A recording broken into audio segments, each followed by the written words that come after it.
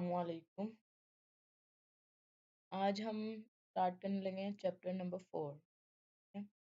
Chapter number 4 में basic concept of text. Okay, हमारा जो पहले था, इससे पहले 3 चैप्टर जो हमने पढ़े हैं वो बेसिक टैक्स का कंसेप्ट था। अब हम इनकम टैक्स स्टार्ट के बाद हम सेल टैक्स और फेडरल एक्साइज टैक्स करेंगे।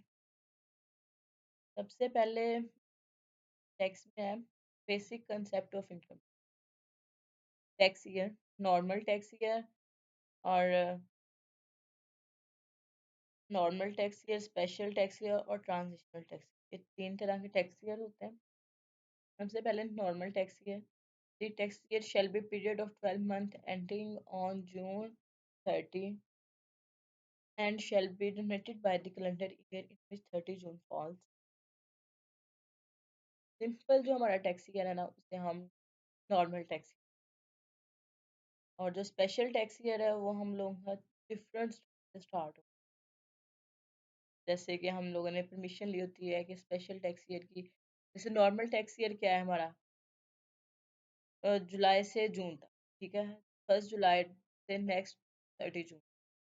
और जो स्पेशल टैक्स ईयर, इसके अलावा कोई भी हमारे पास आ जाए वो स्पेशल टैक्स, जैसे अप्रैल से मार्च हो गया, अक्टूबर सितंबर दिसंबर जनवरी, कोई भी हो जाएगा तो वो हमारा स्पेशल टैक्स ईयर होगा। वैसे तो ये चीज़ें नहीं बताने वाली थी, लेकिन फिर भी इसलिए सिर्फ बताई हैं कि थोड़ा सा एक दफ़ा कंसेप्ट रिवाइज हो। ठीक है, इसके अलावा नेक्स्ट है हमारे पास transitional tax year. Transitional tax year का भी पता है, स्पेशल और नॉर्मल के दरमियान जो टाइम पीरियड होता है उसे ट्रांजिशनल टैक्स ईयर कहते हैं। ठीक है, ये तीनों टैक्स ईयर्स जो हैं बहुत इंपॉर्टेंट है। इसके पास पेपर्स में क्वेश्चन आए हुए हैं, वो मैंने चैप्टर के एंड में सारे लिखे हुए हैं, तो वो हम बाद में देखेंगे।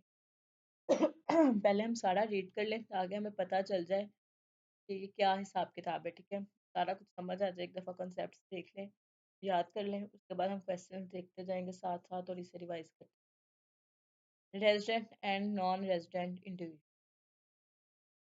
ये हमें सबको पता है कि जो 183 डेज या इससे ज़्यादा रहा तो वो रेजिडेंट है, और अगर इससे कम हुआ तो वो नॉन रेजिडेंट है।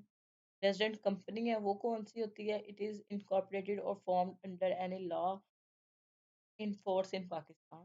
It is controlled and managed of the affair of the company is situated wholly and partially at any time in the year, or it is provisional government or full government। Resident company का भी पता चल गया। Resident AOP partially या फिर होली का अगर hold Pakistan में होगा तो वो रेजिडेंट एओपी होगी। नेक्स्ट पर्सन क्या होता है? पर्सन की डेफिनेशन है।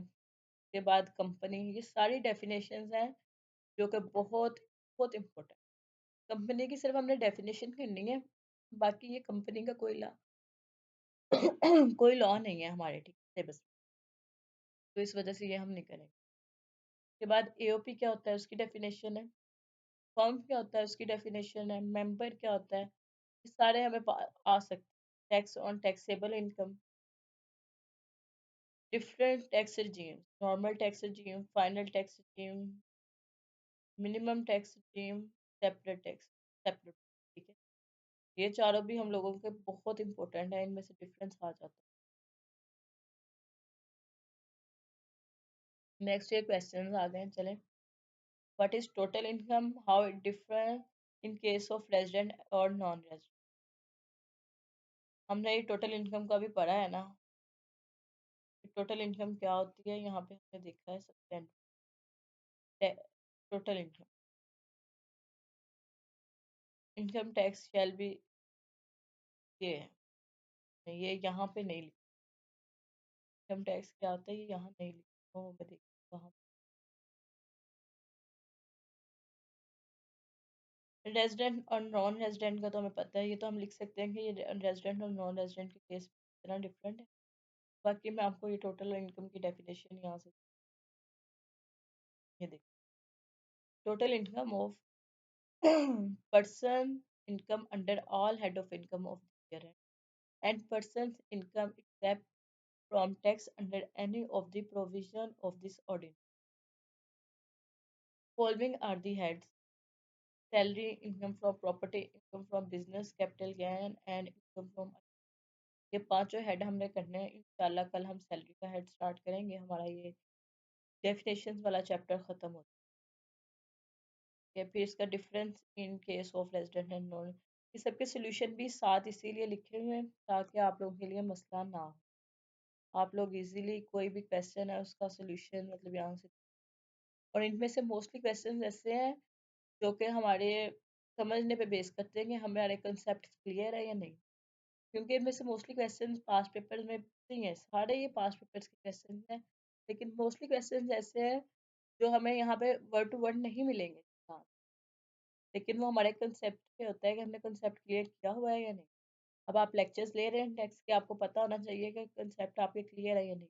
अगर आपका कोई कंसेप्ट क्लियर नहीं है, आपको नहीं समझ आ रहा है अच्छा ये चीज़ हमने यहाँ क्यों लिखी है, तो वो आप फिर कमेंट में पूछ सकते हैं। ये क्वेश्चन इस चैप्टर का काफ़ी ज़्यादा है, ये चैप्टर मेरे ख्याल से काफ़ी इंपॉर्टेंट है। डेफिनेशन है और कुछ resident and non resident and other कुछ कंसेप्ट हैं बेसिक्स, जिसकी वजह से ये काफ़ी क्वेश्चन ये देखें। Under the provision of income tax ordinance explain the following: special tax year, transitional tax year, ये सारे मतलब बहुत इंपॉर्टेंट चीज़ें हैं। इसके अलावा ये वो क्वेश्चन है आपने बताना है रेजिडेंट और नॉन रेजिडेंट, बहुत सोच समझ के करने वाले क्वेश्चन रेजिडेंट और नॉन, क्योंकि इसमें एक दिन का भी ना मिस्टेक के एक दिन आगे पीछे कम ज़्यादा करने की वजह से हमारा गलत हो जाता है। और इसके बाद ये कॉन्सेप्ट है in the light of income tax ordinance explain the correct legal position of Mr. Zia with regard to his father's income tax liability। इसकी फादर की इनकम टैक्स लाइबिलिटी क्या है और उसका लीगल क्या पोजीशन है, वो कौन पे करेगा उसके फादर, ठीक है, तो वो चीज़ है ये। बाकी हम लोग साथ साथ आप लोगों के साथ हम अवेलेबल हैं, जैसे आपको कुछ समझ ना आए आप पूछ सकते हैं। इसके अलावा 2-3 दिन लेक्चर अपलोड नहीं हुआ, उसकी एक ही वजह थी रिजल्ट, और काफ़ी स्टूडेंट्स रिजल्ट की वजह से परेशान हैं, लेकिन रिजल्ट की वजह से परेशान नहीं होना चाहिए। इंशाल्लाह अल्लाह पे यकीन रखना चाहिए, इस दफ़ा जिसका नहीं हुआ उसका अगली दफ़ा हो जाएगा। बस हम लोग ये समझते हैं कि हमें जानबूझ के फेल किया जा रहा है, हम ये समझते हैं हमारी कहीं ना कहीं कोई मिस्टेक। तो मेरे ख्याल से हमें ये चीज़ समझने की ज़रूरत है कि हमारी कहीं ना कहीं मिस्टेक। एंड क्वार्टरली एग्जाम अब तो होने लग गए हैं, तो अब हम क्वार्टरली के लिए तैयारी करें। और मेरे ख्याल से अगर हम ये लेक्चर्स ले लें, रोज़ का 10 से 12 मिनट का लेक्चर होता है, ये लेक्चर लेके हम ये याद कर लें, और मेरे नहीं ख्याल से कि हमें मतलब क्वार्टरली एग्जाम में कोई भी मसला आ सकता है, हम पेपर इजीली कर सकते हैं। हाँ, अगर हमें सारा सारा करना हो, उसमें से ढूंढना हो खुद, वो चीज़ ज़रा मुश्किल लगती है। आपके साथ तो ये पीडीएफ भी शेयर की जाती है कि आप लोग को मतलब इजीली अवेलेबल हो सके, सारा कुछ आप इजीली पढ़ सकें। तो मेरे ख्याल से ये बहुत अच्छी चीज़ है हमारे क्वार्टरली एग्जाम्स का होना भी इस टाइम, ठीक है। थैंक यू एंड अल्लाह हाफिज़। इंशाल्लाह कल हम सैलरी का हेड स्टार्ट करेंगे।